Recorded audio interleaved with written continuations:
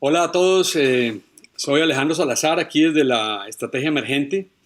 El invitado de hoy es un personaje muy importante e interesante que yo he conocido en los últimos meses en mis viajes a México, Salvador Alba, que es un hombre que tiene una amplísima trayectoria ejecutiva, fue presidente ejecutivo de Gamesa, de PepsiCo Latinoamérica, pero también interesantemente es un hombre de otras dimensiones, fue rector o president, como se dice en inglés, del TEC de Monterrey, tal vez la universidad más importante de América Latina, ciertamente una universidad multilatina. Y allí, tanto como en PepsiCo, hizo importantísimas transformaciones.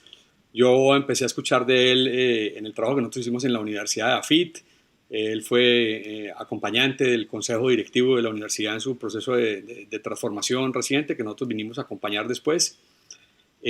Además, pues es un escritor, ha escrito un par de libros, un poco en un orden distinto al que yo escribí el mío y seguramente el segundo. Escribió un libro sobre México con su compañero, con su amigo, creo que como le dicen, con su cuate, José Antonio Fernández Carvajal, donde tiene ideas muy interesantes para compartir también acá. En general, creo que muchísimos temas de conversación. Yo empezaría, Salvador, pues por tus orígenes, porque interesantemente hiciste bachillerato en Colombia. No sé qué década era esa cuando tú viviste en Colombia. Tu padre, entiendo, trabajaba en Colombia. Me gustaría de golpe empezar ahí. Nuestra audiencia es colombiana y crecientemente mexicana. Y hablaremos pues de todo ello, pero obviamente la vida es un excelente comienzo, Salvador. No, pues sin duda, mira, mis años en Colombia yo terminé mi bachillerato en el gimnasio campestre en Bogotá y fue una de mis mejores experiencias de vida, posiblemente la primera que salí fuera del país y encontré una gran calidez y unos grandes amigos en Colombia. Y ya después yo ya me regresé a estudiar ingeniería química, mi familia se quedó otra vez ahí en Bogotá, pero sí guardo grandes recuerdos de la calidad de su gente y posiblemente los colombianos se saben mejor la música mexicana que los mexicanos, que también fue otra de las cosas que me llamó la atención. Y, y pues me marcó indiscutiblemente muchas de mis experiencias que yo vivía en Colombia, me marcaron en lo que yo fui posteriormente, inclusive esa carrera que estudié que nunca después trabajé en ella, ingeniería química, pues venía derivada de un amigo ahí en Colombia que nos íbamos a su rancho a hacer cohetes y pues yo creo que la psicóloga dijo, pues le gustan los cohetes, la química y de ahí salió todo esto. La orientación profesional que llamaban en esa época. Y eso Exactamente. era los 60, los 70, eso que no te quiero estimar tu edad, pero más o menos en qué era eso. Yo tengo 72 años y yo empecé la carrera a los 68, sí fue en el 67, O sea que tú llegaste a México exactamente a la revolución estudiantil del 68. estudiantil. Yo llegué cuando yo me inscribí, inmediatamente hubo una huelga estudiantil de 6 meses. Imagínate. Épocas Sí. turbulentas, esos finales de los 60, ¿no? No, no, cuando hablas, hoy vivimos épocas muy complicadas, pero esas épocas eran terribles porque además nuestras economías eran cerradas. Nosotros, Latinoamérica había escogido el modelo de economía Ujú. cerrado y pues la realidad es que tenías gobiernos muy paternalistas que nos controlaban en todo y tenías acceso a lo que había en México y los empresarios pues realmente te daban lo que ellos querían. Había oligopolios, monopolios estatales Todos los polios. sí es, duopolios, sí. En Colombia decimos Sí, que era hasta era monopolio. otra etapa, ¿verdad? Sí, sí, sí, interesante.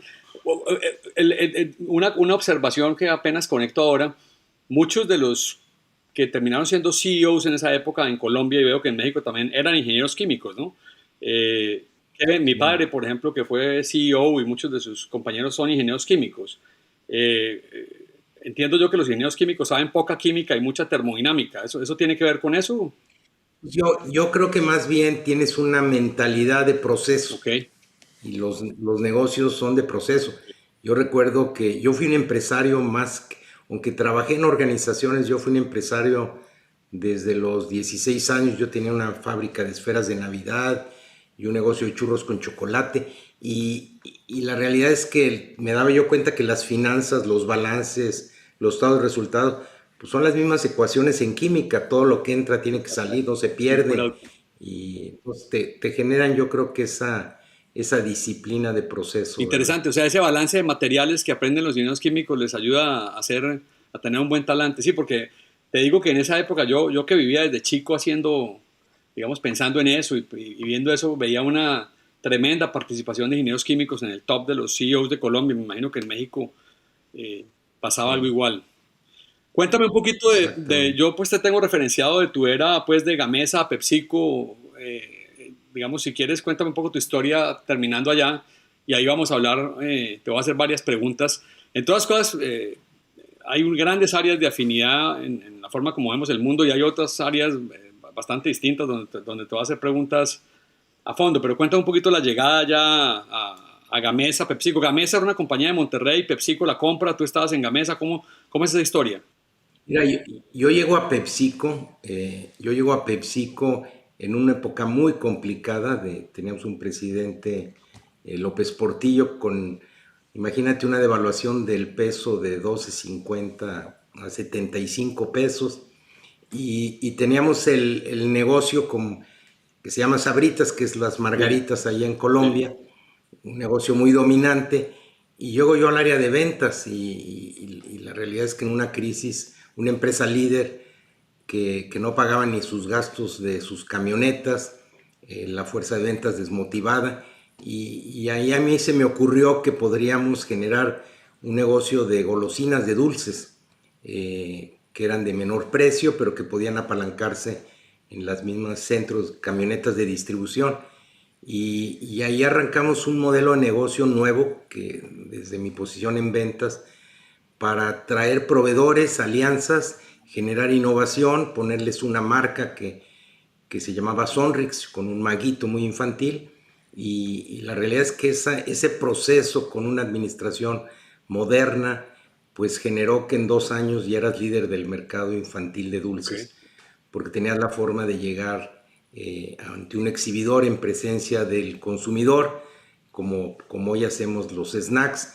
Y la realidad es que me dio idea de que podías mover los negocios muy rápido si tenías un proceso. Y tuve la oportunidad de conocer a mucha gente, a Michael Hammer, que en ese momento traía todas las teorías de reingeniería de la Sí. corporación, a Michael Porter, que decía, oye, todo todo ese mundo de estrategia basado en el pasado, tírenla al bote de la basura. Entonces tuve la oportunidad, porque arranqué yo primero en Cervecería Moctezuma 10 años antes, en planeación estratégica. Entonces tuve la oportunidad, era como cuando emergía la planeación. En realidad las empresas eran muy incipientes en estos temas.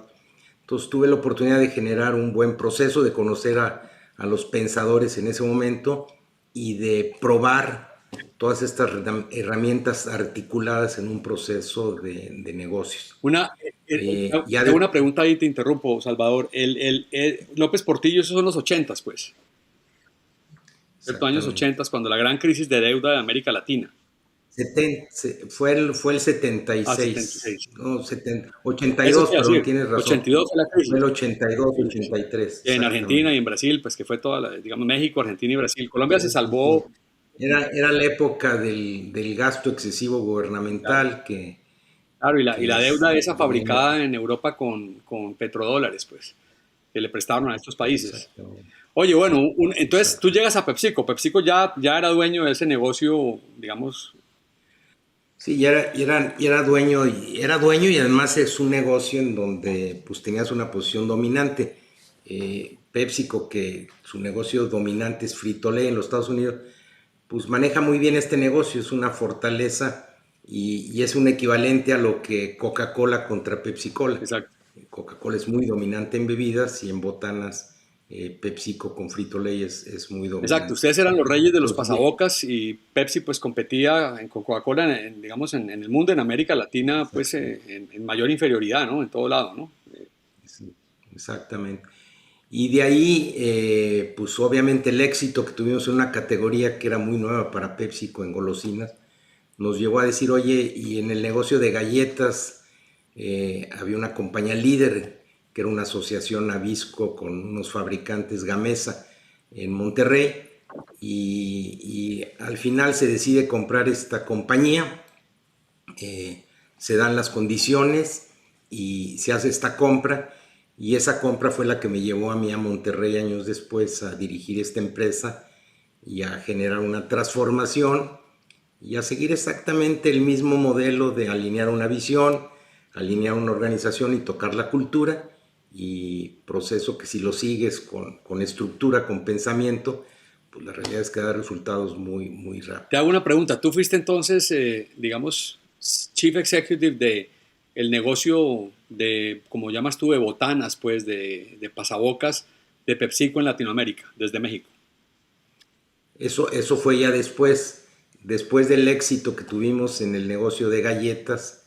Yo ya traía un proyecto personal de vida, pero en casi el momento que voy a renunciar me ofrecen manejar el negocio de snacks en Latinoamérica, no el de bebidas, nomás el de Sí. snacks. Y desde México, desde Monterrey, lo tuvimos ahí empezamos a manejar toda la operación de Latinoamérica. Te hago una Y pregunta. después ya años... Ahí empiezas, y solo para entender, me acabas de describir que hicieron una adquisición, la de Gamesa en México, y después tú lideras una serie de adquisiciones en América Latina. En el caso colombiano, compran Papas Margarita, pues, que era la compañía. Ya se había comprado antes, pero en Latinoamérica en general, pues lo que hicimos fue adquisiciones por toda Latinoamérica. Realmente las podías adquirir, no son muy intensivas en capital, y las sinergias que obtenías poniéndole buenos procesos de distribución, de marketing, pues eran enormes, ¿no? Y la otra de empezar a trabajar sin fronteras. ¿Qué significa? Los países andinos los empezamos a ver como un solo país, con una sola administración, que en este caso desde Venezuela la manejábamos. Entonces Colombia, Ecuador y Perú, pues lo veíamos como un territorio sin fronteras. Entonces todo eso te daba, pues imagínate, la innovación, pues era muy rica porque pues generabas pruebas en Perú que después, si tenían éxito, las movías a otro mercado, y lo mismo hacías en Centroamérica. Entonces veías mega regiones, Chile y Argentina las unías.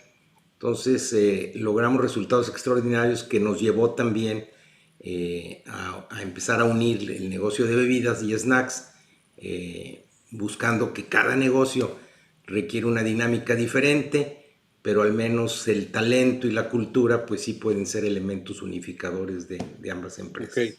A eso ya me pregunta. Digamos que cuando uno trabaja en estrategia, como lo hago yo, muchas veces se encuentra uno que es que la estrategia es un fenómeno muy local y que las multinacionales sufren mucho en la práctica compitiendo localmente y siendo locales.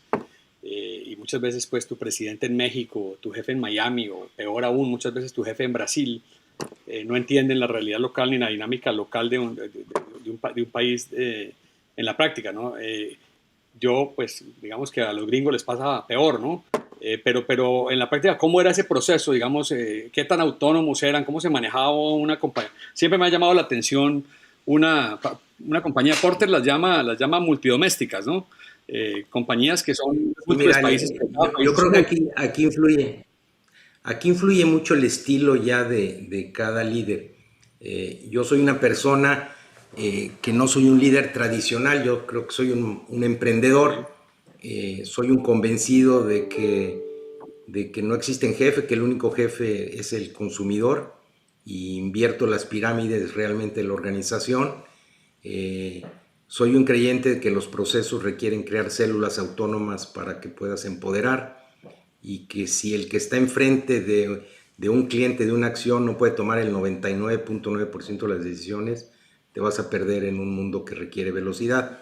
Entonces, este modelo, de una u otra forma, la organización me permitía que yo lo pudiera desarrollar porque generaba extraordinarios resultados, ambientes de trabajo maravillosos, lealtades a la compañía, pero no es tradicional Las organizaciones están hechas por jefes y empleados, súbditos. Y eso es el modelo que al final aprendimos, y la realidad es que yo no soy ese líder, yo soy un líder que busco inspirar, que busco empoderar las decisiones y sí busco que tengamos un propósito de orden superior, que, que tengamos ese sueño, esa visión, y que una vez que tengamos esa visión, todos, pero todos, incluyendo el que esté en limpieza, contribuye y tiene claridad a ese logro, esa visión. Entonces la energía que se genera, la emoción es enorme, y lo que tienes que cambiar es la organización para que la gente tenga la libertad de pensar, de diferir, y también empezar a crear organizaciones donde la innovación es trabajo de todos, todos los días, porque la realidad es que no hay trabajo que no puedas tener la capacidad de mejora e innovación. Entonces, ese tipo de modelo pues no es muy tradicional en las corporaciones, y también lo que sucede es, yo recuerdo por ejemplo cuando dejé en México el negocio de Sonrix, que ya era un negocio de 250 millones de dólares construido en muy poco tiempo, y una organización chica, pero que todos querían estar ahí por su cultura. La realidad es que en cuanto yo me fui, me regresé yo a Monterrey, desmantelaron ese negocio y lo repartieron funcionalmente, y hoy prácticamente el negocio no existe, ¿verdad? Ocurre mucho, Entonces, ocurre mucho. las organizaciones no saben entender estos estilos de liderazgo y regresan a las organizaciones funcionales, al corporativismo, a todo esto, Alejandro, que tú conoces y que no se va viendo en el tiempo, pero que estos liderazgos pues, van destruyendo las empresas. Totalmente. Hoy lo estamos viendo, pues que los líderes los están cambiando, los CEOs cada 5 años. Lo que no te dicen es que la mayoría son despedidos, Sí, ¿verdad? Porque este liderazgo jerárquico de comando y control, de súbditos, pues la realidad es que es muy caro, no entusiasma a la gente, y los resultados que se logran son muy bajos, ¿verdad? muy interesante.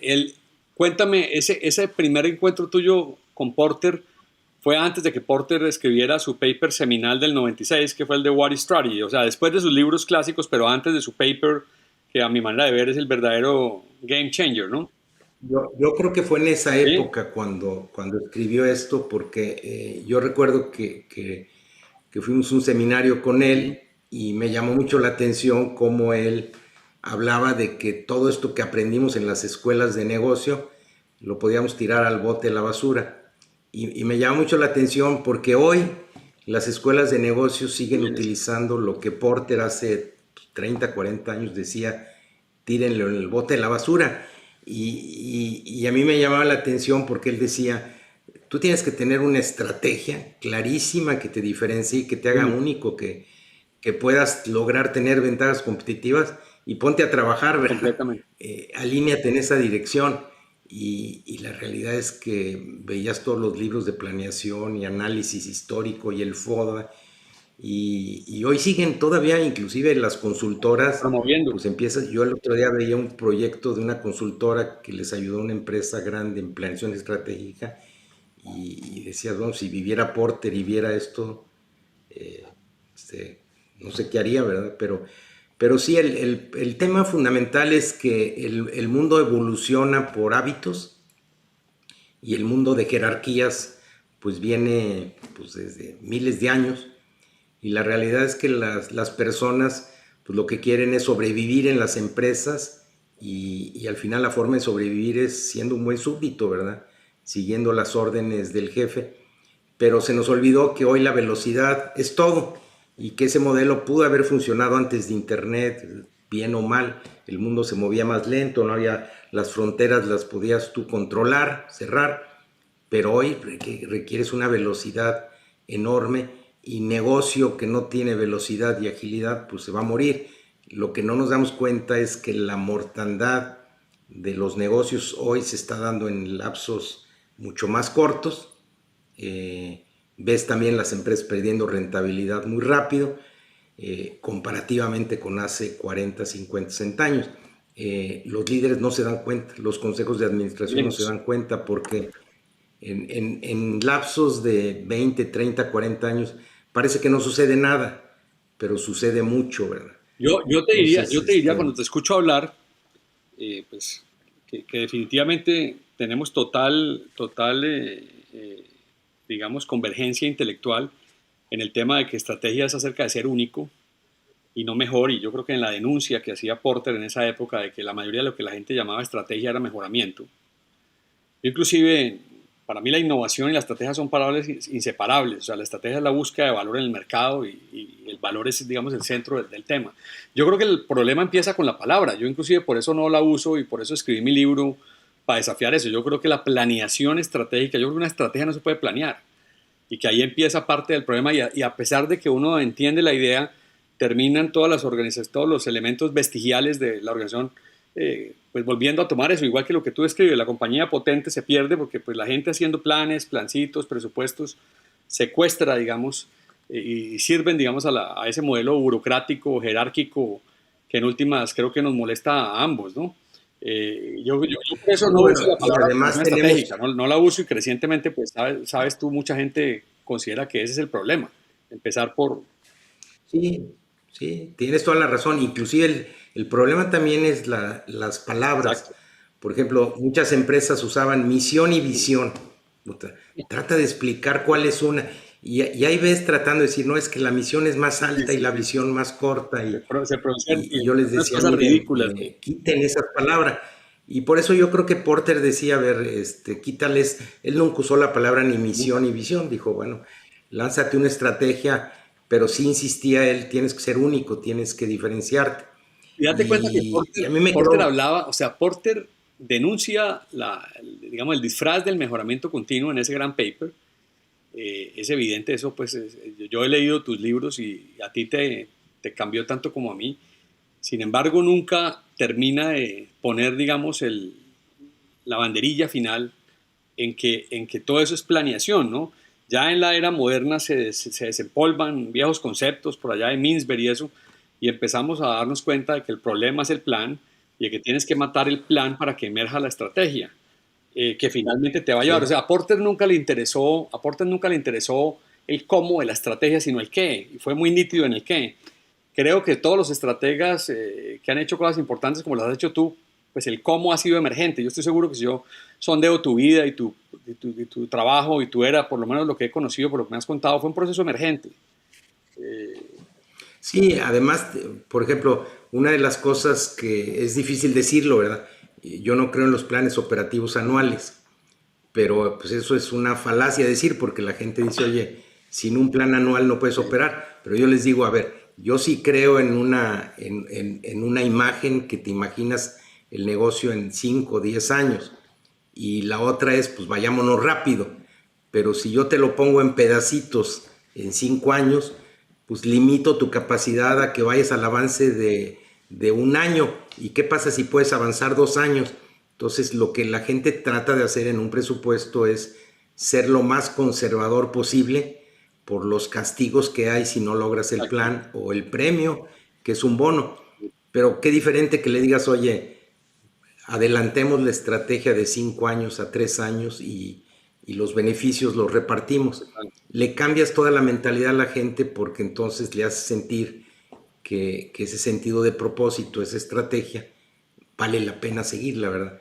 Pero es simplemente imaginarte el futuro y ponerlo inclusive en descriptivos, después indicadores, y la gente se vuelve loca cuando va a un propósito y todos quieren llegar al propósito. Entonces es muy fácil decir, yo siempre decía, tú a lo mejor estás en la escala de 1 en 5 en 2 en algunos indicadores, en otros en 1, en otros en 3. Llévalos a 5 en el menor tiempo posible. Entonces tu marcador te genera, y además ten pocos marcadores, ¿verdad? Eso es muy Porque importante que te iba a decir, porque cuando uno empieza a hablar de métricas y de muchas métricas, termina en grandes crucecitas del norte llenas de métricas que terminan diluyendo la iniciativa de la gente y creo yo que son parte del problema, ¿no? Acuérdate, pues, sí, y que además lo tienes que explicar a mucha gente, a eh, cientos de miles de gentes en organizaciones grandes. Entonces, por ejemplo, yo me involucré mucho con el Balance Scorecard, que lo puedes Sí. manejar, pero pues en un grupo relativamente de no más de 100 personas que te logren entender la correlación de esta información. Pero si tú quieres bajar con toda la gente, tienes que decir, mira, yo les decía, a ver, piensa que vas a manejar un auto, vas a manejar un avión y que nomás te dejan 5 marcadores, ¿cuáles escoges, Yo verdad? creo que tú estás en últimas cuestionando lo mismo que dijiste. Es decir, yo creo que tú eres menos balance scorecard de lo que reconoces, porque yo lo que creo es que precisamente son pocas métricas y un poco el tema este del balanceo. Bueno, tú como ingeniero químico, los biólogos también lo saben, pues el balance termodinámico es muerte. Las compañías ganadoras tienen desbalance. Eh, es decir, cuando Exactamente. uno busca el balance, a mí me parece, a mí nunca me gustaron, creo que ese sí creo que acaba de morir uno de ellos dos, ¿no? Norton o Kaplan, no sé cuál de los dos murió, Ujú, pero eso sí ujú. siempre me pareció a mí que era un ejercicio, digamos, de contadores recién llegados al mundo de la estrategia, ¿no? Nunca me cautivó esa visión, me parece, no veo a nadie que realmente haya hecho cosas maravillosas persiguiendo balance scorecards. Sí, ahora además también, como dices, si no hay un poco de caos, quiere decir que no hay cambio, Exactamente, ¿verdad? exactamente. El universo arrancó en una entropía Exacto. y hoy vemos un poco de Qué orden, bueno. pero se nos olvida de que el caos, yo lo que digo en la organización, debe de tener un suficiente nivel de cambio que nos altere y nos genere adrenalina Qué bueno que lo tocas para así. Yo en mi movernos. libro, y pues yo no soy ingeniero químico, pero yo en mi libro hablo de que, y para que entremos ahora a hablar un poco de liderazgo y tu libro, lo que un líder no puede delegar que acabas de lanzar, pues yo entiendo el liderazgo, una de sus dimensiones de las muchas, una de sus dimensiones es la lucha entre la inercia y la entropía, ¿no? Es decir, que rompas la inercia y que la entropía no te mate, ¿no? Esa navegación ahí, yo hablo de Caribdis y Escila, ¿no? Ese paso por esos dos promontorios, ¿no? El liderazgo Exactamente. está allí, ¿no? En ese golden mean. Sí, oye, a ver, ahora lo que empieza a suceder también, Alejandro, es que en las organizaciones y los hábitos que vienen de jerarquías, entonces por más que digas tú, la gente sigue queriendo ver al líder y quiere usar su agenda y su tiempo. Sí. Entonces, algo que me parece que es importantísimo es a qué se va a dedicar un líder, un ¿Ok? CEO, y a qué se va a dedicar el consejo, porque yo abordo también en el libro mucho el tema de los consejos, porque si el consejo se dedica 80% a revisar la operación y a ver los números, Terrible. pues te garantizo que ahí va a Voy a estar la aclararle a los organización, ya vaya, colombianos que eso es junta directiva en México, consejo, pero es muy importante. la junta directiva, Yo veo, y para que exactamente. tú sigas digamos, porque tú lo viviste en los dos lados, ¿no? Como CEO lo viviste, me imagino, en PepsiCo, en las compañías que me manejaste. Me imagino que te tocó lidiar con un consejo aún más complicado en el TEC de Monterrey, porque esas instituciones tienen aún más.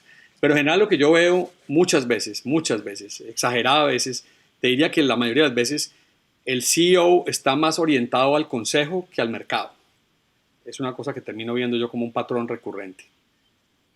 Pero es lo mismo, la organización está dirigida a servir al cliente, al Sí, director, al CEO, y el CEO a cubrir al consejo, sí, ¿verdad? sí. Te pone a Entonces, mirar para atrás, no te pone a mirar, o sea, te quita orientación al mercado. Estoy totalmente de acuerdo. Ese es un patrón, creo que no es cultural nuestro de Latinoamérica, creo que en Estados Unidos también hay mucho de es eso, el mundo.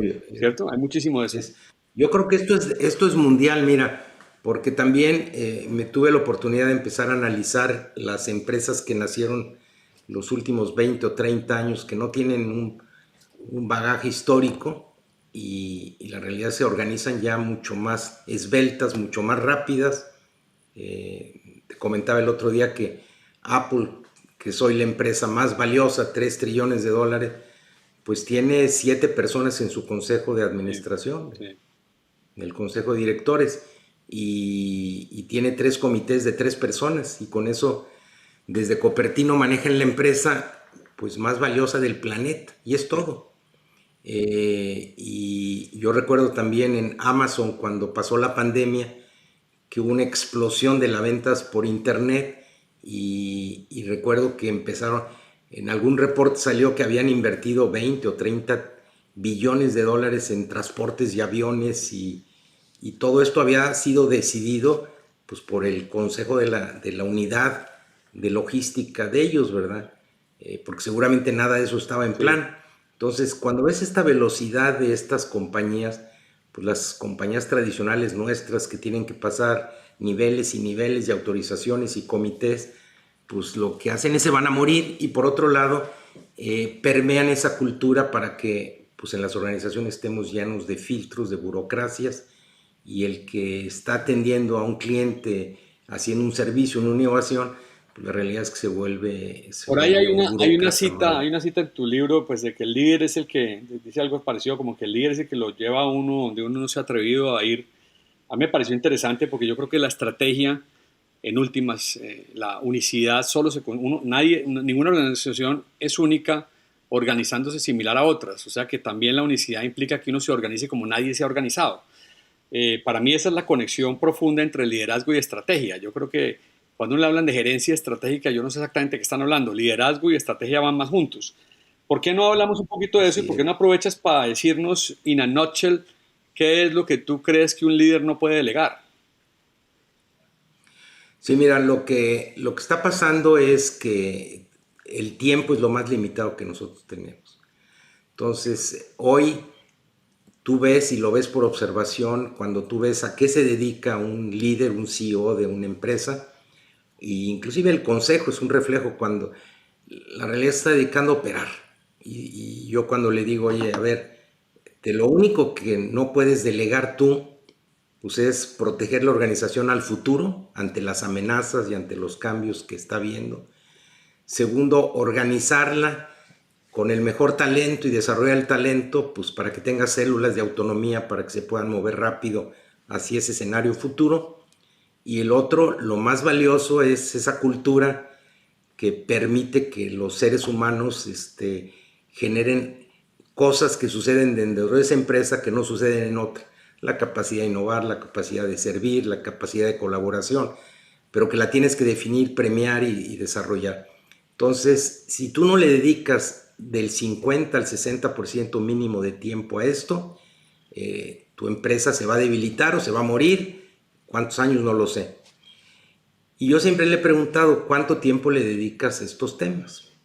Y a veces dime, desarrollar gente, ¿cuánto tiempo te dedicas a desarrollar, entrenar, a traer gente?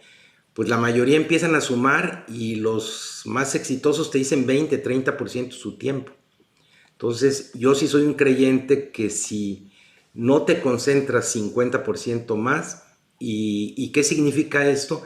Que crees una organización en donde todo lo demás lo delegas, creando estas células autónomas de gestión. Pero, ¿y qué tienes que hacer tú como líder?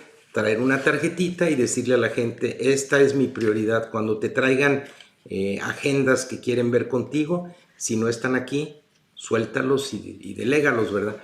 Y lo que logras con las organizaciones es que se mueven muy rápido. Y lo mismo en un consejo de administración. Oye, a ver, va a ser un consejo de 1 hora, 10 minutos para ver qué aprendimos, dónde están los resultados y 40, 50 minutos a ver escenarios que podemos hacer, oportunidades. Pero la realidad es que pues, estamos muy atorados en el pasado. Y otro tema gravísimo es que las empresas hoy son valiosas por los intangibles, que es otro tema. ¿Qué son los intangibles? Su capacidad de innovar, sus marcas, sus productos, y todo eso no está en el Exacto. balance, ni en el estado de resultados, ni en el balance. Entonces la pregunta es, ¿para qué gestionas el balance y el estado de resultados con tanta intensidad si lo valioso no está ahí? Buena perspectiva, buena pregunta. Te hago una pregunta así brutal. Aquí estamos entre amigos. ¿Para qué es un consejo, una junta directiva? Es decir, obviamente que hay unas cosas legales allí que yo, pues, la verdad no comparto y hay una cantidad de responsabilidades, pero es decir, ¿qué es una junta exitosa? ¿Para qué es y para qué no es? Porque yo creo que ahí empieza parte del problema. A ver, la primera, tú tienes un director general en el que le estás dando toda la responsabilidad de la empresa, de la gestión. Entonces, lo primero es quién lo está evaluando y quién lo puede correr o quién lo puede promover. porque si el hombre realmente se equivoca, la gravedad para la empresa, para la sostenibilidad es Estoy enorme. totalmente de acuerdo con eso. Entonces, Un pero por sabio otro, colombiano, Salvador, que es algo así como el Eugenio Garza de ustedes, don Hernán Echavarría, decía eso. Decía, la decisión más importante de una junta es quién es el presidente ejecutivo. Eh, digamos, si se equivoca en esa... exactamente. Pero la otra también, siendo positivos, dices, oye, a ver, le tenemos que ayudar a esta persona, le tenemos que ayudar para, sobre todo, que no se desvíe del futuro, que traiga el mejor talento, que traiga una serie de cosas que requerimos. Entonces, es bueno que tengas 3, 4 personas, 5 máximo, que sean expertos o complementarios. Y si en la familia, si es una empresa familiar, no están, por favor no pongas a nadie nomás de observador, porque lo que sucede es que más de 4 o 5 personas se vuelve una burocracia enorme y se termina promediando la mediocridad en la toma de Totalmente. decisiones. Entonces, ¿qué significa? Y esta es mi teoría, que el consejo de propietarios o dueños necesariamente, pues sí, son los que asignan al consejo de administración. Al consejo de administración ¿cómo le llamas? Sí, son directores no Le ejecutivos, son asignan. directores que forman, que tiene que ser un grupo pequeño, como dices tú, si es grande se colapsa la conversación.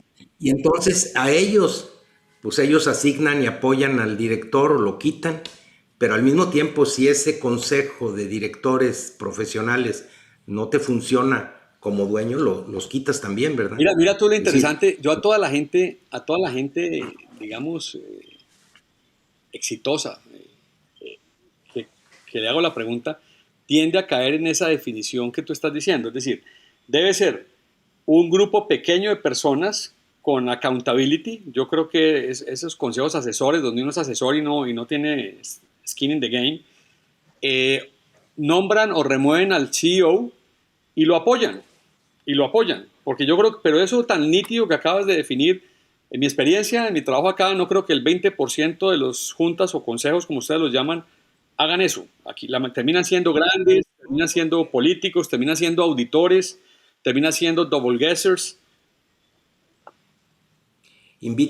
lo que pasa es que empiezas a invitar familiares, accionistas, amigos, y entonces cuando tú tienes un grupo de 6, 8, 10, 12 y vas a tomar una decisión importante, a lo mejor un riesgo de un negocio a largo plazo, pues va a haber la opinión importante, la opinión de alguien muy experto que te dice, oye, cuidado, aquí viene un riesgo.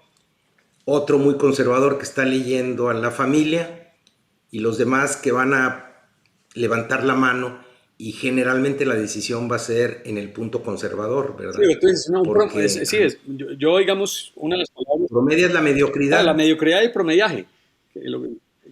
Ahora, mira tú, el único tema que yo te haría un pushback, o digamos, me gustaría saber tu opinión al respecto es, también hay un síndrome de traer expertos temáticos. Y yo no estoy seguro que los expertos temáticos, que 5 expertos temáticos te hagan un board funcional. No, yo creo que tienes que traer personas con perspectiva bastante Sí, global, porque otro de los temas que tú dices, las grandes corporaciones de empleados traen especialistas, pero la característica es que el especialista no creó nada, exactamente. vino a administrar ese especialista.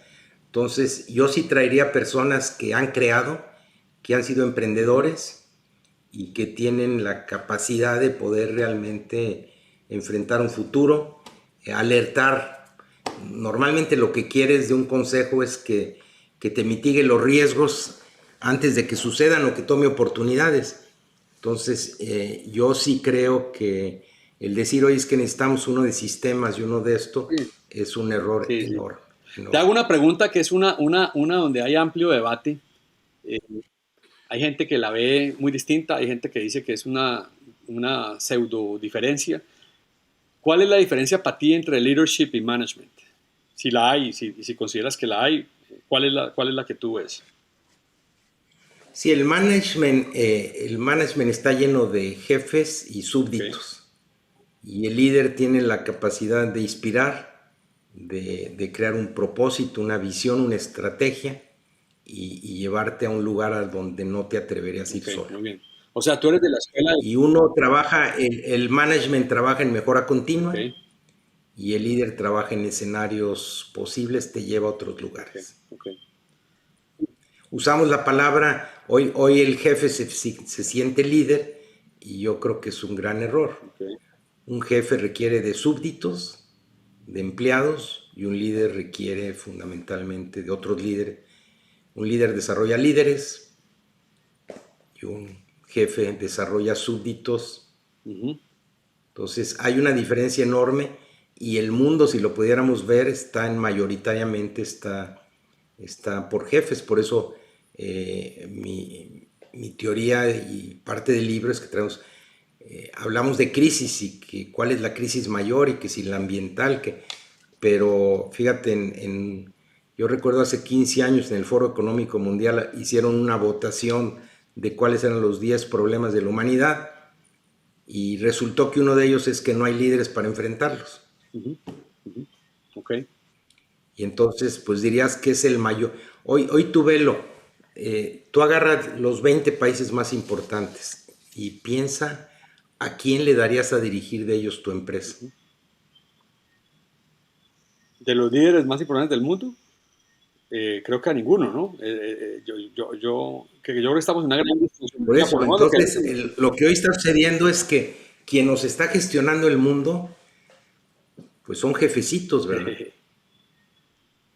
Ahora, digamos, por eso te pregunté tu definición particular, porque por otro lado, pues, digamos, cuando uno invoca a un príncipe como Peter Drucker, ¿no? Que tenía esa visión del management, yo sí creo, yo creo que la jerarquía, la burocracia, la funcionalidad, todo eso que tú denuncias, estoy totalmente de acuerdo. Cuando uno se queda en la definición más fundamental de management, ¿no? A mí hay una definición que me fascina de Drucker, ¿no? De que el management es el que responde por todo el valor agregado. All value added was delivered by managers. Lo que pasa es que los managers terminan volviéndose administradorcitos. Yo tengo una síntesis. Yo he llegado a mi propia conclusión por ese lado. Yo creo que las dos cosas son distintas, pero altamente complementarios. Los CEOs tienden a tener mezcla de las dos cosas. Digamos, uno necesita CEOs, y estoy seguro que tú fuiste un manager muy competente, además de un líder efectivo. Y yo, por ejemplo, creo que esa preocupación tuya de a qué le dedica tiempo el CEO es una de las grandes preocupaciones. Acuérdate, Drucker escribió un libro que se llama Effective Executive sobre eso.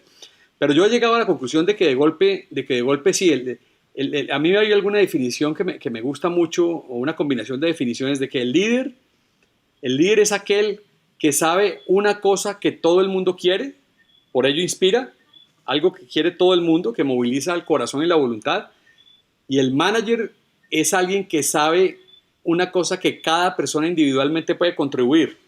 Cuando tú juntas ese universal belief de lo que todo el mundo quiere y lo que cada uno independientemente puede, llegas a esa alquimia que creo yo que es digamos, la de la élite, ¿no? Los grandes, o sea, yo creo que Jobs era un tremendo líder y un tremendo manager también.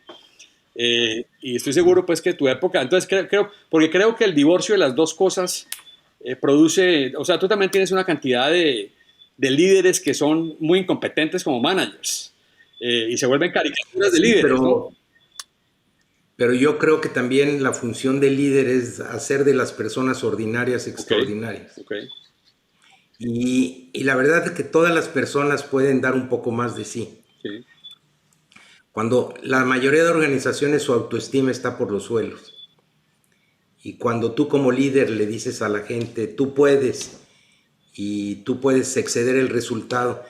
Por ejemplo, a mí me sucedía mucho cuando la gente quería verme para enseñarme algún trabajo, seguramente era para que yo lo ujú, reconociera. A lo mejor yo no tenía sí, tiempo. Entonces yo le decía, oye, tú eres muy bueno en lo que estás haciendo, tienes toda la libertad, sorpréndeme, sorpréndeme. Y lo que sí te puedo decir es que el 99% sí me sorprendían, traían resultados al final que superaban las expectativas. Lo que también empieza a suceder es que la labor de un líder es levantar autoestima y generar reconocimiento, reconocimiento, ok, reconocimiento. Porque la cultura, que es pues reforzar las conductas que tú quieres que prevalezcan en la organización, y la única forma es premialas. Yo no creo en el castigo, creo en el premio. Ahora, la más Entonces, fundamental, Salvador, la más fundamental en la cultura, yo creo que la cultura y la estrategia, el famoso debate, de cuál desayuna, cuál es un pseudo debate. Para mí ambos son fenómenos emergentes que arrancan del hacer. El origen de toda cultura es el ejemplo y lo que la gente hace y lo que la gente te ve hacer antes de que lo reconozcas. Estoy seguro que allí empezaba exactamente. parte del secreto. Vamos a hacer un pequeño cambio de tercio porque nosotros podríamos hablar aquí por horas. Los que diseñaron el podcast estaban preocupados de una conversada tuya y mía porque decían, va a ser larga. Yo quisiera que una de las cosas más interesantes de tu carrera es pues que después de la era corporativa haces un salto a la academia y agarras el TEC de Monterrey. Y cuando yo te he escuchado tus descripciones, para mí, digamos, lo que hiciste de nuevo fue elevar esa organización, orientarla al mercado, llevarla, digamos, a... Yo creo que las universidades tienden a ser parecido a los consejos orientadas a, digamos, digamos, a los profesores, a la historia, a los abolengos, a los diplomas, a las credenciales, a las publicaciones, y no son orientadas al mercado. Y yo creo, pues lo que yo he visto en el TEC de Monterrey cuando voy a Monterrey es que allí hubo un trabajo muy interesante. Entonces, ¿por qué no nos cuentas un poco qué llevaste del mundo corporativo allá, qué te encontraste, qué pasó ahí, qué es fascinante? Y eso conecta también pues con lo que le dijiste a la gente de AFIT. Y eso finalmente nos va a poner en el tema de hablar de ciudades un rato y de países, que es donde vamos a terminar este podcast. Ok. Mira, lo importante que tú tienes que, al final, cualquier organización tiene una razón de existir. En el caso de las universidades, pues son organizaciones que se entregan a la sociedad, a la ciudad donde van a habitar, al país donde van a habitar. Entonces, lo primero que tienes que ver es qué tipo de país, qué tipo de ciudad donde estás interviniendo quieres desarrollar. En el caso del TEC, pues hicimos exactamente el mismo proceso que te hablo, de alinear una visión, ajustar la organización y tocar la cultura. Fue el mismo proceso que hicimos. Y para encontrar cuál es esa visión única, lo que hemos estado hablando, cómo te enfocas en ser único, empezamos a ver realmente, primero, qué cosas nos distinguían, porque también lo ideal es que te ancles en algunas cosas que están inmersas en la organización. Totalmente. Y sin duda el TEC tenía la característica de emprendimiento. La mitad de sus egresados son emprendedores o han emprendido a los 4 o 5 años. Entonces, ser la universidad del emprendimiento era muy, muy importante. Y por otro lado, también nos dimos cuenta que un emprendedor es un soñador que requiere modelos distintos de formar y que requiere una capacidad de liderazgo. Y entonces eso nos llevó a establecer una visión muy corta que es: formamos líderes con espíritu emprendedor y sentido humano. Y ahí terminó. Obviamente la parte humana nos faltaba muchísimo por trabajar, pero la realidad es que nuestro modelo era un modelo más innovador, pero de una universidad tradicional. Entonces, cuando tú dices, oye, queremos formar a soñadores que persiguen sueños, que eso es un líder, pues tenías que atreverte a cambiar inclusive el modelo educativo. También encontrar emprendedores es muy difícil, porque en el ADN de los seres humanos, pues la mayoría son seguidores, pero estos que sobresalen los teníamos que encontrar. Entonces, también inspirado en la Universidad de los Andes, lanzamos una beca Líderes del Mañana para las personas con esa capacidad de innovación, de liderazgo, que están en el estrato socioeconómico más abajo y que simplemente no pueden acceder a una universidad como el TEC. Entonces lanzamos ahí un programa de buscar donativos por $300 millones, y la realidad es que fue uno de los programas más exitosos, porque en ese momento cambiamos de ser una organización de élite académica, porque pues empezamos a traer gentes de todas las variedades culturales, sociales y económicas al TEC. Entonces, todos esos proyectos y después empezar a tocar la organización, la realidad es que para todos tus sueños requieres recursos. Entonces empezamos el TEC tenía 40 campus, empezamos también a cancelar. En un año cancelamos 30% de los programas de college y como el 60% de Menos maestría. es más. Todos esos programas que tenían 6, 7 alumnos, pues que los hacías para poder crear carreras, pues se fueron, y lo que hiciste es los márgenes de remanente, los duplicaste en 2 años. Foco y ventaja. Exactamente. Entonces también lo que le sucede a las universidades es que son muy buenas en agregar y muy malas en quitar. En el mundo, Totalmente. las universidades, todas las universidades de prestigio, todas son deficitarias, Impresionante. todas. Impresionante. Y a eso me Y hay refiero una... yo con haber vuelto a la universidad market driven. Es decir, la enfocaste en zonas donde tenía ventaja, la concentraste en sus zonas de ventaja. Que eso Y va mucho contra la fíjate, identidad de los académicos.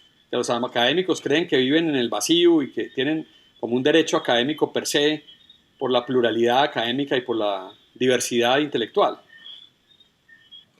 exactamente, y entonces cuando empezamos a cambiar el modelo educativo a un modelo individualizado en donde basado en retos de aprendizaje, que es posiblemente uno de los modelos más innovadores del planeta, se vuelve un modelo muy complejo que requiere tecnología, que requiere socios formadores de la parte de la empresa, pero cuando ves, lograr implementar ese modelo te llevaba a ser una universidad única. Y Y quiero aprovechar ahí, efectivamente, Salvador, mucho, porque cuando tú, digamos, a los seguidores de la estrategia emergente, voy a explicarles algo de lo que tú has dicho, porque cuando tú hablas de, acuérdate que la visión y la misión, como tú mismo lo dijiste, son genéricos del mundo fallido de la planeación. Cuando tú hablas de visión, tú estás hablando de identidad, de dónde puedo ser único. Ganar es ser único. Y en las historias que has contado, desde PepsiCo hasta el TEC de Monterrey, lo que dijiste es, oiga, y además es emergente. La identidad no es aspiración. Tú dijiste, vea, en Monterrey, en la meca del emprendimiento mexicano, la universidad que ha estado detrás de eso, ese era su gen. Y sobre eso construiste. No es un ejercicio de aspiración. Yo no puedo aspirar a eso. Que yo creo que es muy importante. sí, pero fíjate, teníamos otra universidad que es Tec Ajá. Milenio, que había nacido muy cerca del TEC en un precio más económico, pero no tenía identidad, salvo, era igual pero más Era barato. así. Y yo recuerdo que nos sentamos con el equipo directivo y les dije, oigan, si no tenemos identidad, pues vamos a Exacto. cerrarla. Ah, ¿cómo que? Porque en realidad no estamos creando ningún valor a ninguna Mira tú. sociedad. Es el decirle, no se preocupen si la cerramos, generó una energía que encontraron una identidad maravillosa que la hizo única y que años después fue declarada en el planeta como la primera universidad positiva, porque la visión o la identidad fue formamos personas con propósito de vida y las competencias para alcanzarla. O sea, si te La primera entiendes, universidad que ponía el propósito de vida como la razón de ser de una si universidad. te entiendo bien, Y todo esto era como, ya cambió. como el formato de bajo costo del TEC y estaba allí con una vida como bizarra y ustedes la encontraron y dijeron o se cierran o se identifican y se encontraron. Exactamente. Y tenía muchos campos, cerramos más de 10 campos rápidamente, los márgenes los duplicaste y tuviste recursos para enfocarte, pero, y además te diste cuenta que la psicología positiva era una teoría que venía 10 15 años Sí. atrás, trajiste a los mejores pensadores, Tal Ben Shahar y todos estos, y les dijiste, oye, aquí tienen una universidad de 30,000 personas para que ensayen su modelo. Entonces, esto nos hizo únicos, nos hizo que las mejores teorías de psicología que habían emergido en los últimos años se probaran en una universidad real Interesante. y al grado de que años después, 5 o 6 años después, empezaron a universidades a trabajar en esto de la psicología positiva y entonces nombran a Tec Milenio la primera universidad positiva Y del entonces planeta. para efectos prácticos, hoy por hoy es un spin-off, es una universidad independiente, autocontenida. Es una universidad que hoy tiene arriba de 60,000 alumnos, muy exitosa en la parte digital también, con autonomía, claro, es parte del TEC de Monterrey, pero tiene una identidad que complementa y diferente a la Muy del TEC, interesante, ¿verdad? muy interesante. Bueno, hiciste para que entremos en la fase final. Yo escuché que eso fue lo que les dijiste al consejo directivo de AFIT cuando estuviste allá, que una universidad necesitaba entender y tener una posición sobre la ciudad en la que estaba, un entendimiento superior para hacer una diferencia allí. Eso creo que los marcó mucho y con eso nos recibieron a nosotros. Cuéntame un poquito de eso. Yo creo eso. Yo creo que las universidades son parte del secreto de las ciudades exitosas. Sí, a ver, hoy el mundo se está dividiendo en ciudades y por otro lado, las actividades económicas, pues la mayoría del mundo está en actividades muy básicas, agrícolas todavía, otros han emigrado a manufactura y algunos países se han ido a esto lo que le llamamos economía del conocimiento, donde han tenido la capacidad de atraer talento y esto se da a través de ciudades, ciudades que son muy atractivas para el talento. Y estas ciudades al final el motor para atraer, además de la seguridad, lo divertido, son los centros de investigación o las universidades. Entonces, la primera es, si tú quieres entrar a una ciudad que eleve la calidad de vida y mejore dramáticamente y quieres llegar ahí, pues ahí nomás hay 90, 100 ciudades del mundo que están ahí. Entonces diseñas la universidad para poder traer el talento, pero por otro lado tienes que ser una universidad en que va a ser maravillosa en algo y en lo demás pues a lo mejor se va a dejar de meter. Ahora, si quieres estar en una economía de manufactura, como posiblemente la mayoría aspira en Latinoamérica, pues no tienes que tener una universidad tampoco maravillosa, con que prepares buenos técnicos para la industria manufacturera, pero hoy lo que le pasa al TEC, fíjate, ¿qué le pasa al TEC? Que el TEC subió tanto en los rankings, hoy está en el top 150 del mundo, que los salarios de salida para un profesionista del TEC no pueden encontrar trabajo más que de $1,000 al mes en México, en Monterrey, porque los trabajos que tenemos son esos, pero no tenemos los trabajos que están pagando a 2 horas manejando aquí en Texas o en otros lados. Entonces tienes que tener cuidado en que no subas tanto la universidad que la ciudad no tenga los Se vuelve trabajos para incoherente esa se persona. vuelve incoherente. Ahora, eso lo Exacto. lleva a uno, Salvador, y ahora sí, volvemos pues a la universidad, pues eso lo lleva a uno al tema de, cuando las ciudades son fábricas de productividad, hoy en día, digamos, la gente escoge dónde vivir, y eso determina, digamos, el flujo de capital intelectual y humano es más importante, claro, cae uno inexorablemente al norte de México, a Monterrey, a esa zona que está cada vez más. Acuérdate, para ti, cuando yo hablo contigo siempre, pues te veo con el escepticismo y con los desafíos de alguien que es de allá, pero yo te veo con la envidia de alguien que es de acá.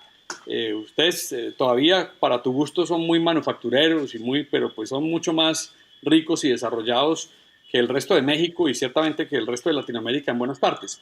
La pregunta que te hago entonces es, tú ves, y a veces, es decir, yo creo que, te hago la siguiente pregunta, ¿tú crees que estamos en la posglobalización o no?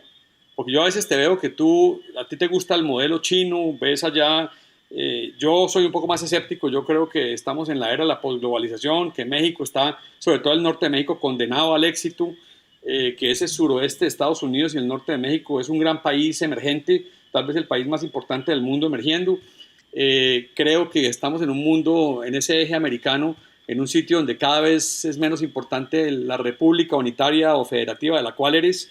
Es decir, es más importante saber que uno es de Medellín que de Colombia o que uno es de Monterrey que de México. Y claro, ahí hay unas mecas y yo creo que finalmente la economía global es una economía de ciudades y no de países. Y ahí es una Totalmente, saga de los los próximos países, años. yo creo que lo que vamos a ver es los países menos relevantes y las ciudades mucho más Exactamente. relevantes. Y lo puedes ver en cualquier país, siempre hay las dos, tres ciudades que representan la parte importante y si revisas hace 20 años, han ido aumentando su participación de Sí. mercado. Lo puedes ver en la zona de Madrid y Londres, en Barcelona, en Inglaterra. España. en Londres, y le va a suceder a Colombia. La realidad es que ahora cada ciudad debe de encontrar su vocación. Sin duda, Bogotá es una ciudad que tiene toda la posibilidad de subirse a la economía del conocimiento, de crear una ciudad para nómadas digitales, es bonita, la gente es muy amable. Es decir, hay que empezar a articular, pero entonces hay que decir, oye, nosotros no nos vamos a llenar de fábricas, las fábricas llevémoslas a otras provincias. Sin lugar a duda, Medellín tiene una magia para ciertos sectores, para generar todos estos nómadas digitales, a lo mejor en la música, en las artes. Entonces, pero esto lo tienes que definir desde qué identidad queremos tener, y entonces sí hay una identidad en la cual empieza la organización a trabajar, ¿no? Pero yo sí te digo que Latinoamérica, por su calidez de la gente, por su clima, tiene oportunidad de crear, yo le llamo islas de prosperidad, incluyentes y sustentables, porque otro de los temas, hasta que tú no logres que haya personas de todas las nacionalidades viviendo, no has generado la magia. Cuando tú llegas y empiezas a ver gente de otras nacionalidades, ya lograste la magia. Total. Porque ya tienes un lugar atractivo. Entonces lo que tienes que traer son los atractores para esta gente, que sin duda es seguridad, es calidez, pero también los centros de investigación o los centros de educación son muy, muy importantes. Totalmente. Y yo creo que se pueden lograr. La mayoría de organizaciones que controlan todavía el planeta, si les das la oportunidad de venir, si les enseñas lo que puede ser con los costos no de Estados Unidos o de Europa, pues la realidad es que se van a venir. Totalmente, totalmente. Indudablemente. Y ahora, cuando uno mira, por ejemplo, en tu libro con José Antonio Fernández, el de Un México Posible, que lo pone, digamos, ustedes básicamente desarrollan esta idea general para un país. Nosotros hemos hecho esfuerzos similares en Colombia a través del tiempo. Uno llega a la conclusión, yo resumo el tema colombiano, de golpe México alcanza a no caer ahí en esa trampa, aunque me temo que de golpe también cae, de que los nuestros son países muy chicos para ser relevantes, ciertamente Colombia, no sé si México, y muy grandes para ser coherentes. Creo yo que los países toca regionalizarlos. Por eso nosotros hablamos de que es mejor pensar en Colombia en 4 países que se van a conectar coherentemente, cada región con su lógica, que en una república unitaria promediada, igual que te pasa con una junta directiva que termina repartiendo pobreza y desilusión, ¿no? Y México, pues obviamente México yo creo que es uno de los grandes países, y está condenado, como alguna vez dijo un presidente argentino de Argentina, México está condenado al éxito, va a ser un top 10 country, pero inclusive la diferencia entre el norte de México y esa zona es palpable. Te pongo un ejemplo, yo no sé si eso a ti te gusta o no, pero uno cuando va a Monterrey ve una cantidad de chinos. Yo le digo a la gente de Medellín que tienen... Coreanos, son los coreanos. Coreanos, bueno, yo no distingo bien asiáticos en el ascensor, pero veo muchos en los hoteles. Y un poco lo que yo he dicho, y me gustaría tu opinión al respecto, yo le digo a la gente en Medellín que nosotros somos más complementadores de México en esta era americana que competidores, que nosotros vamos a caber en las esquinas, mejor dicho, te lo voy a poner así, y por eso no sé si te gusta la metáfora. México va a ser un poco, sí, de golpe no el China, pero sí el Sur Corea de América, y Colombia va a ser más, no sé, el Italia, el país más jugando en los bordes. Ahí es donde nosotros vemos la dinámica, ¿no? Nosotros no vamos a competir por Teslas. ¿Cuál es tu opinión de hombre de negocios, de mexicano, de conocedor de Colombia sobre cómo van a terminar? Yo creo que que México está condenado al éxito y que Colombia va a ser un país muy relevante como un complementador de México. Como pasó en su momento. A ver, yo no diría, tú vendes que México la tiene fácil. No, el riesgo de México es altísimo de que se nos vengan fábricas que quieren la mano de obra barata, y como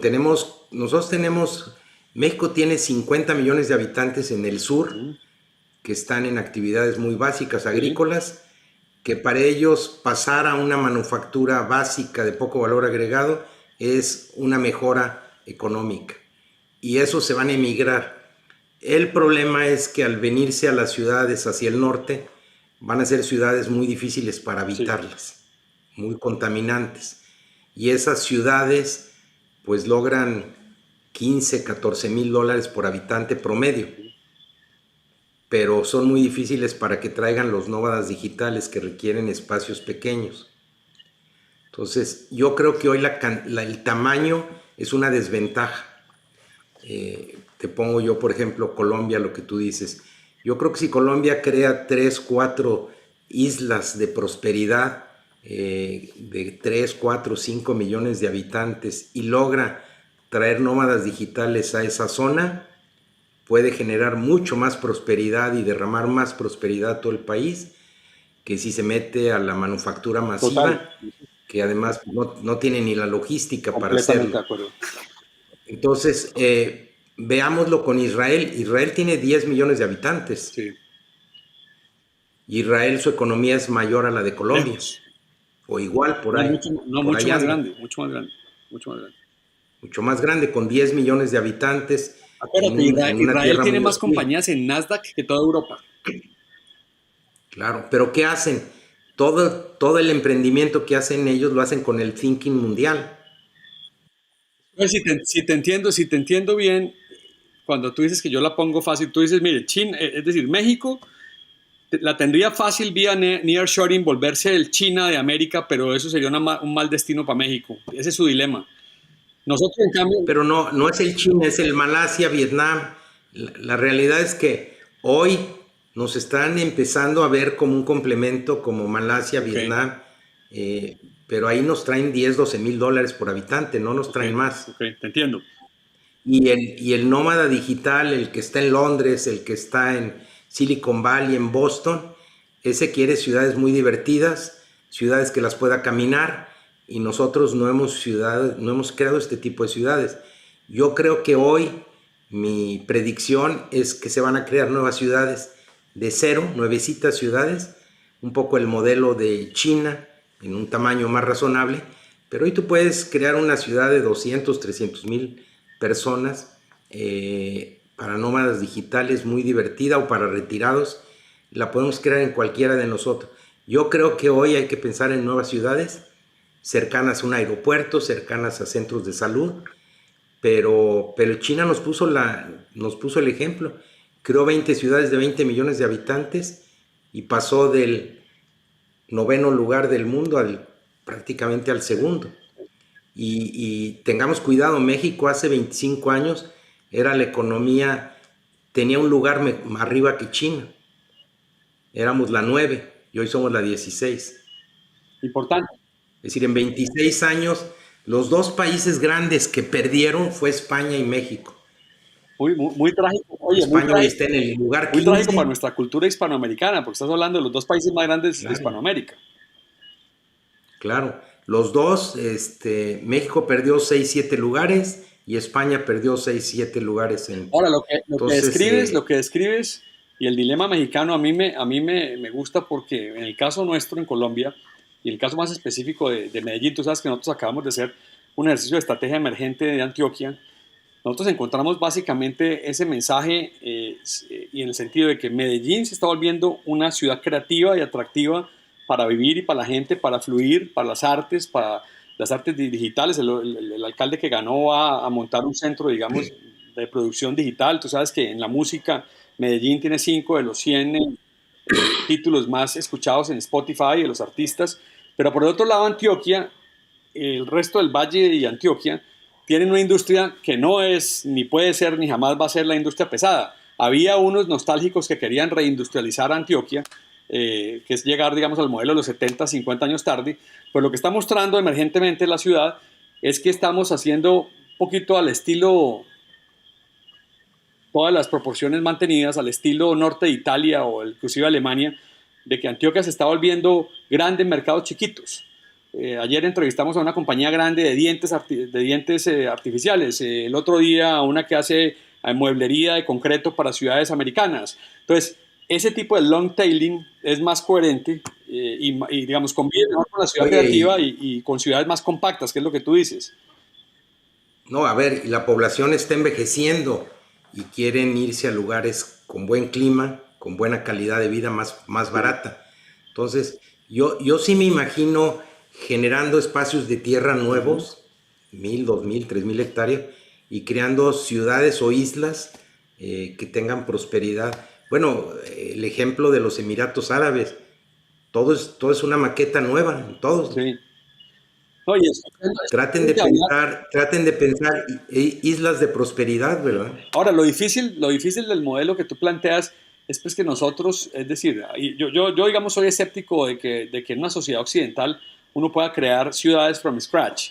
Eso lo pueden hacer los chinos en ese tipo de modelo. Yo lo que sí creo es que uno puede catalizar y capitalizar lo que ya el mercado está escogiendo. Estoy seguro que hay una cantidad de ciudades pequeñas en México, en Colombia ciertamente, que pueden consolidarse, ya existen y pueden consolidarse si se abren y pueden formarse, digamos, estas cosas compactas, bonitas, atractivas de 300.000 a 500.000 habitantes. Eso sí creo que es más afín a nuestra identidad y cultura. Que alguno de nuestros líderes, de esos que tú describiste al comienzo, a mí me daría terror una ciudad planeada por un latinoamericano. Me daría terror, hecha from scratch. Me daría más miedo que un chino. Una ciudad de esas. Lo que pasa es que, a ver, velo en este contexto. El planeta, solo 3% del territorio está Sí, ocupado. Y cada día la Tierra no tiene ningún ujú, valor. Pero lo que pongas arriba de la Tierra es lo que sí, vale. Entonces, yo creo que hoy nosotros tenemos ciudades como Medellín que tienen esta magia, pero que tratar de hacerle desarrollo habitacional para traer 100,000 gentes nuevas digitales pues es casi imposible, pero sí lo puedes hacer a 10 15 exactamente, el minutos exurbio.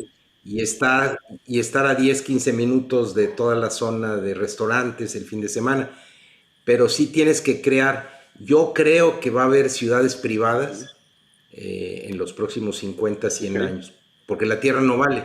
Entonces, ¿cuántos países van a decir, oye, pues yo doy en concesión la territorialidad de este espacio y que me paguen una renta y que cobren impuestos? Yo creo que vamos a empezar a ver más países privados. Nadie lo dice, pero los Emiratos Árabes son países privados. Sí. O sea, tu vaticinio, sí, sí, es decir, Imagínate tú que dices, oye, a ver, en este pedazo de territorio, pues yo les voy a cobrar una renta simbólica, pero me van a traer desarrollo económico para todo mi país. Lo van a hacer mucho mejor que el gobierno, pues ahí ellos cobran sus impuestos. Hoy, para muchos de nuestros países, hablar de esto es fuera de proporción, pero para países pequeños que les sobra tierra, pues van a empezar a ellos a decir, oye, los países políticamente complicados no lo pueden hacer, pero va a haber muchos países, tú lo ves con Estonia, es uno sí. de los países más digitalizados. No, yo lo que sí creo, Puedes sacar un pasaporte por sí, internet sin ir al imagínate. país. Sí, no, no, van a empezar a tener competencia los estados unitarios pesados y yo creo que lo que sí es evidente es que por la vía de los países pequeños y de las regiones compactas de países grandes vamos a vivir una nueva era. Eh, yo diría que, Salvador, vamos a terminar allí. Yo creo que después más bien invitamos a una posterior conversación para que nos escuchen. Dinos el libro tuyo, porque con seguridad mucha gente lo va a querer leer. ¿Dónde lo consiguen? ¿Está distribuido solo en México en este momento? Exactamente. Lo que Eh, un líder es puede lo que un delegar. líder no puede delegar. Está por las plataformas digitales, está en Ok. Amazon, Se consigue en está en Amazon, se consigue Kindle, también versión digital en Kindle. Y en exactamente. Amazon se puede Y conseguir el físico. próximo año sale en España también, lo van a publicar en Bueno, España. La editorial es Lead Editorial, vamos a pedirle, que sus orígenes son España. vamos a pedirle a nuestros amigos de Books en Colombia, que son los que distribuyen el libro mío, que carguen el libro tuyo para que lo puedan leer los colombianos. Exactamente. Sí, encantado, te digo.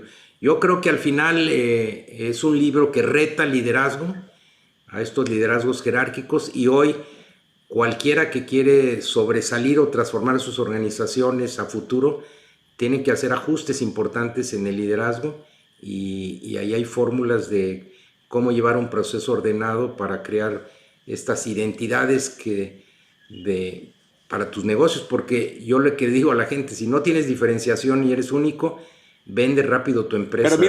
mira tú que esa síntesis tuya, y yo creo que esa es una gran área de convergencia, y tú y yo pues apenas nos conocimos hace pocos meses, es eso. Yo creo que desde la estrategia, desde el proceso de construir posiciones únicas con identidad en el mercado, desde ese proceso, la responsabilidad del líder es construir la organización para que ella construya el negocio. Yo creo que los líderes no tienen que ser negociantes, tienen que ser constructores de organización.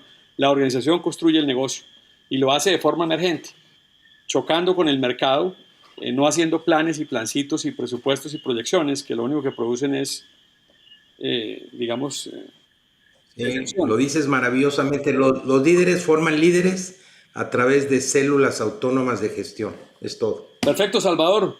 Muy agradecido de que hayas aceptado la invitación. Va a ser muy interesante. Con seguridad mucha gente nos va a preguntar muchas cosas. Yo te referiría a algunas de las cosas que nos vayan preguntando. Tú lo verás también en tus redes. Esto estará publicado en, no sé, una semana después de editado. Y qué bueno porque, digamos, hay una gran identidad. Monterrey ha sido fascinante para nosotros y conocerte a ti, además pues ver que tuviste tu bachillerato en Colombia con tus amigos del campestre, pues es muy interesante. Así que muchas gracias, te mando un abrazo desde Cali, que estoy yo hoy acá en mi casa, y nos vemos próximamente por allá. Gracias, saludos Cuídate mucho, Alejandro. chao, chao, gracias.